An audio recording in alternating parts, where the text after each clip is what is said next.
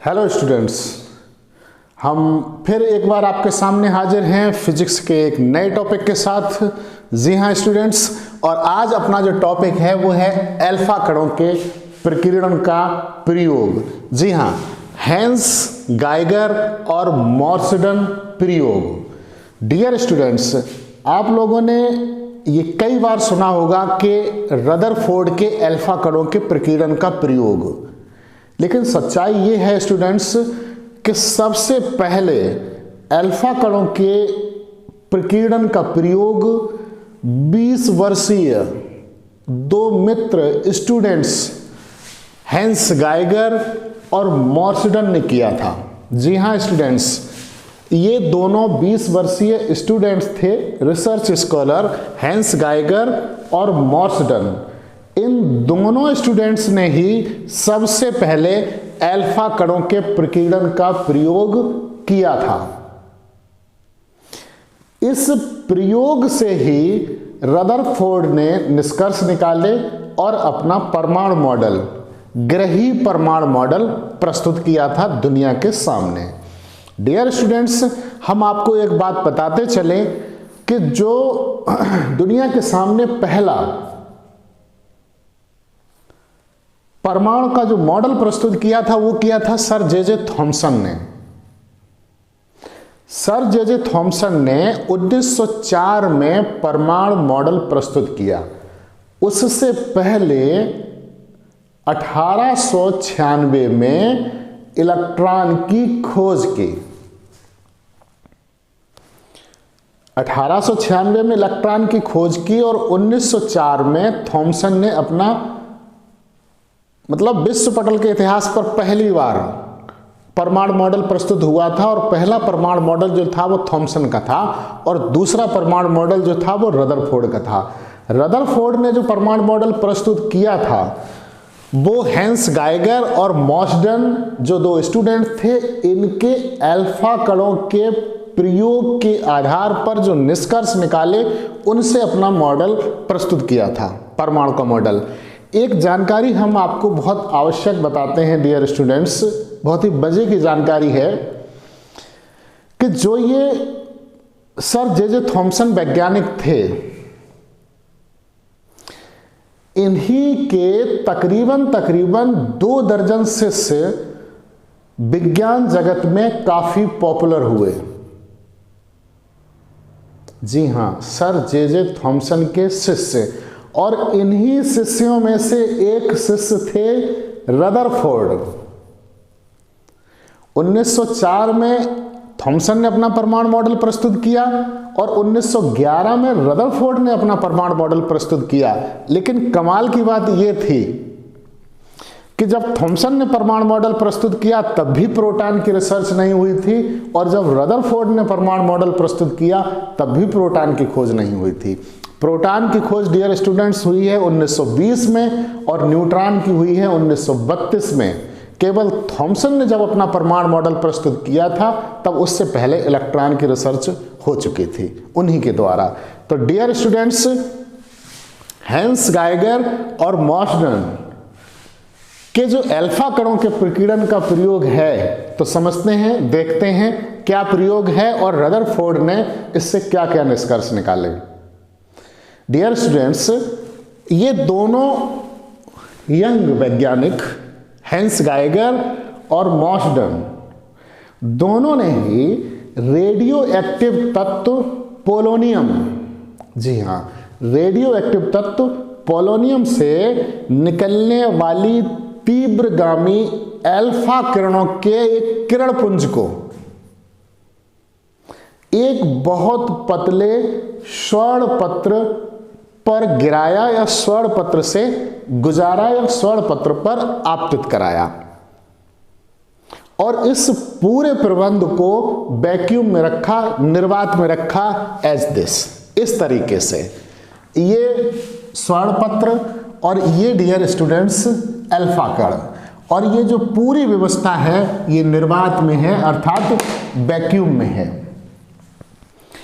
निर्वात में अर्थात वैक्यूम में ये पूरी व्यवस्था को इसलिए रखा गया कि तीव्रगामी अल्फा कण वायु के कणों से न टकरा पाएं। तो डियर स्टूडेंट्स, इसमें देखा यह गया कि अल्फा कण जब पतले स्वर्ण पत्र से गुजरते हैं तो अपने मार्ग से विक्षेपित हो जाते हैं, सभी अल्फा कण सीधे नहीं निकलते हैं। अल्फा कणों के इस विक्षेपण को ही अल्फा कणों का प्रकीर्णन कहा गया। डियर स्टूडेंट्स, वैज्ञानिक रदरफोर्ड ने इस अल्फा कणों के प्रयोग का अध्ययन किया और इस अल्फा कणों के प्रयोग के आधार पर निष्कर्ष निकाले।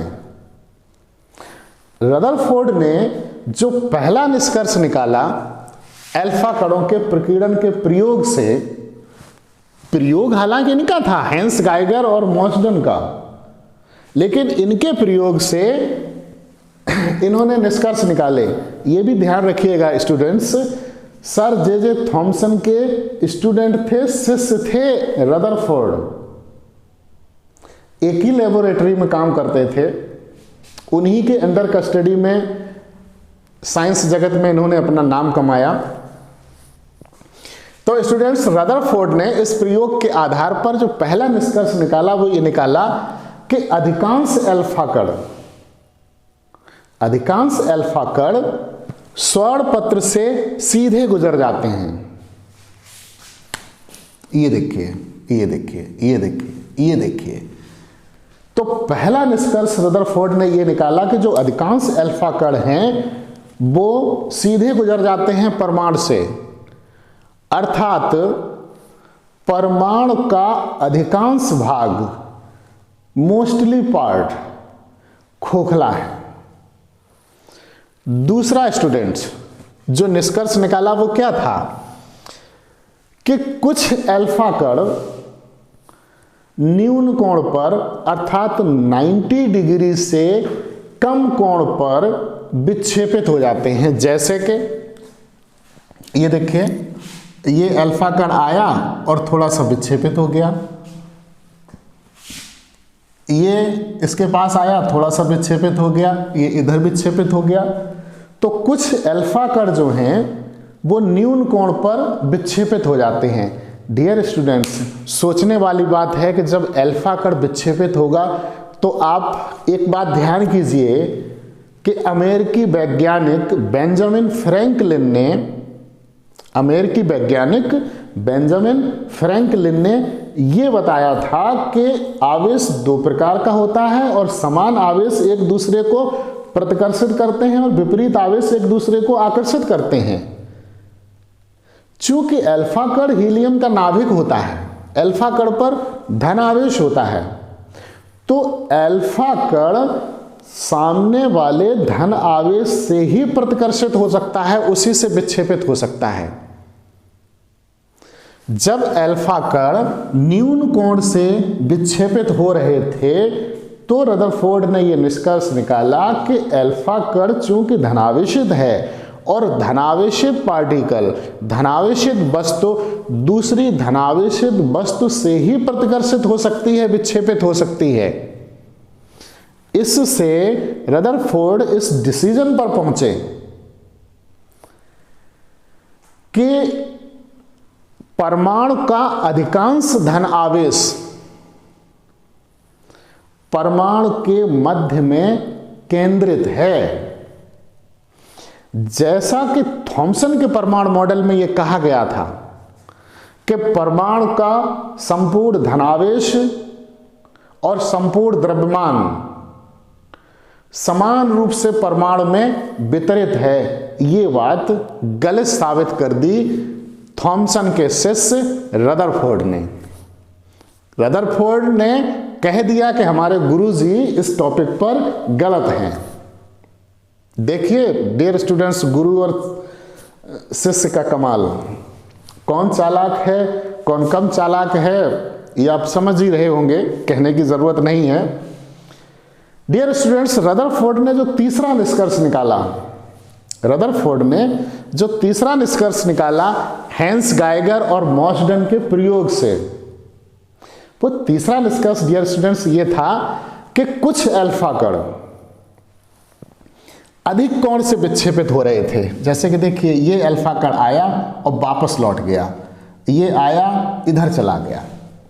कुछ अल्फा कण अधिक कोण से विक्षेपित हो रहे थे। वही बात फिर दोहराई गई कि चूंकि अल्फा कण धनावेशित कण हैं और धन आवेशित वस्तु से ही प्रतिकर्षित हो सकते हैं। अब इस बात से रदरफोर्ड इस निष्कर्ष पर पहुंचे कि परमाणु का संपूर्ण धन आवेश परमाणु के केंद्र पर बहुत ही सूक्ष्म स्थान पर संकेंद्रित है, जिसे नाभिक कहा गया, न्यूक्लियस। डियर स्टूडेंट्स, दुनिया के सामने पहली बार नाभिक शब्द का इस्तेमाल रदरफोर्ड ने किया। जी हां, नाभिक अर्थात न्यूक्लियस शब्द का इस्तेमाल पहली बार रदरफोर्ड ने किया सन 1911 में। रदरफोर्ड ने यह बताया कि परमाणु का संपूर्ण धन आवेश परमाणु के केंद्र पर बहुत ही सूक्ष्म स्थान पर संकेंद्रित है, जिसे हम नाभिक कहते हैं, न्यूक्लियस कहते हैं। डियर स्टूडेंट्स, चौथा पॉइंट देखिए, चौथा निष्कर्ष रदरफोर्ड ने क्या निकाला। रदरफोर्ड ने जो चौथा निष्कर्ष निकाला, डियर स्टूडेंट्स, एक बात और हम आपको बताएं कि जो इन्होंने ये कहा कि नाभिक जो है धनावेशित कण है और परमाणु के अंदर सबसे सूक्ष्म स्थान, परमाणु के केंद्र पर बहुत सूक्ष्मतम स्थान पर होता है नाभिक। साथ ही साथ रदरफोर्ड ने यहां पर तीसरे पॉइंट में एक और बहुत कमाल की रिसर्च की।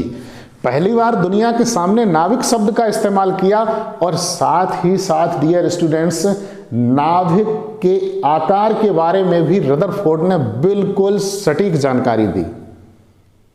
परमाणु के साइज की जानकारी थॉमसन ने दी थी सन 1898 में और उसको प्रस्तुत किया अपने 1904 के मॉडल में। रदरफोर्ड ने यह बताया डियर स्टूडेंट्स कि नाभिक का जो साइज होता है, जो आकार होता है, वो 10⁻⁻15 मीटर का होता है और जो परमाणु का जो साइज होता है वो होता है 10⁻10 मीटर त्रिज्या का। अर्थात परमाणु की अपेक्षा नाभिक बहुत छोटा होता है, बहुत छोटा। आप अंदाजा खुद ही लगा सकते हैं। डियर स्टूडेंट्स, रदरफोर्ड ने जो चौथा निष्कर्ष निकाला वो ये निकाला कि जो अल्फा कण नाभिक के जितने समीप पहुंच जाते हैं वो उतने ही अधिक कोण से विक्षेपित होते हैं।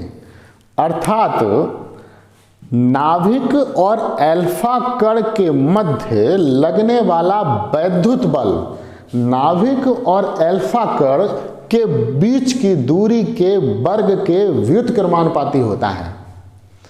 सीधी सी बात है कि जो अल्फा कण नाभिक के जितने पास पहुंच जाएगा, जो अल्फा कण नाभिक के जितने पास पहुंच जाएगा वो उतने ही अधिक वैद्युत बल का अनुभव करेगा।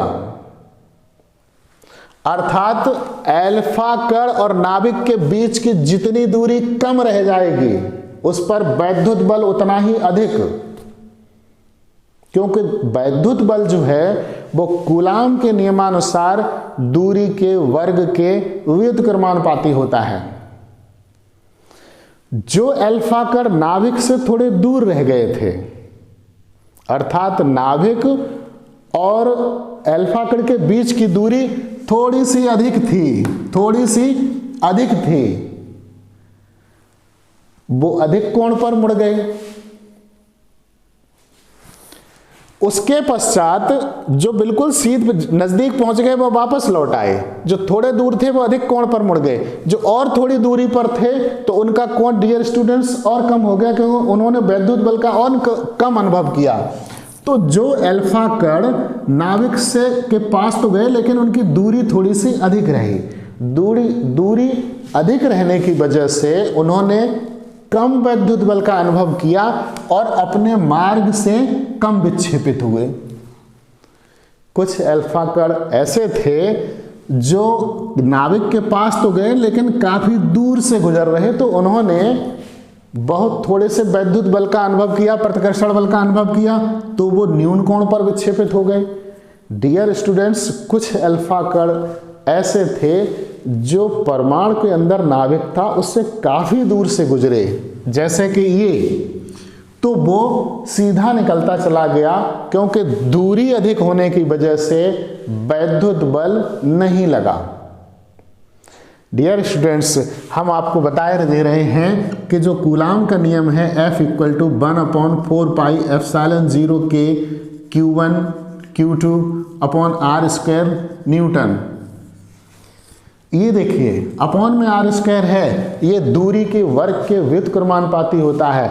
दो आवेशित वस्तुओं के बीच में दूरी जितनी कम उनके मध्य वैद्युत बल उतना ही अधिक, दूरी जितनी ज्यादा वैद्युत बल उतना ही कम। तो जो अल्फा कण नाभिक के जितने ज्यादा नजदीक पहुंच गया उसने उतने ही अधिक वैद्युत बल का अनुभव किया, और जो अल्फा कण नाभिक से जितने दूर से गुजरा उसने कम वैद्युत बल का अनुभव किया और सीधा निकल गया या फिर न्यून कोण पर मुड़ गया। डियर स्टूडेंट्स, पांचवा पॉइंट देखिए, पांचवा जो रदरफोर्ड ने निष्कर्ष निकाला इस प्रयोग से, पांचवा निष्कर्ष डियर स्टूडेंट्स ये था कि सबसे पहले तो उन्होंने ये जो अल्फा कण थे वो स्वर्ण पत्र पर गिराए और इस संपूर्ण व्यवस्था को, इस संपूर्ण टोटली प्रोसेस को वैक्यूम में रखा, निर्वात में रखा, और एक एपरेटस होता है प्रस्फुर गणित्र, इससे अल्फा कणों की गणना की गई। अल्फा कणों की गणना की स्वर्ण पत्र पर गिरा के, तब विक्षेपित होने वाले अल्फा कण कितने थे और सीधे निकलने वाले अल्फा कण कितने थे इसका संज्ञान लिया रदरफोर्ड ने।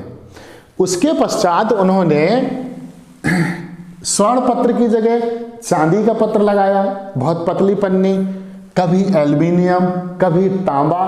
तो उन्होंने डियर स्टूडेंट्स ये देखा स्वर्ण पत्र की चद्दर की जगह दूसरे धातुओं की चद्दर लेने पर प्रकीर्णित अल्फा कण की संख्या बदल जाती है, और प्रकीर्णित अल्फा कणों की संख्या बदलने से रदरफोर्ड इस निष्कर्ष पर पहुंचे कि प्रत्येक धातुओं के अंदर जो परमाणु हैं, परमाणु के अंदर धनावेश है वो समान नहीं है, अर्थात धातु बदलने पर उनके अंदर जो परमाणु हैं, परमाणु के अंदर जो धनावेश है उसकी मात्रा अलग अलग है।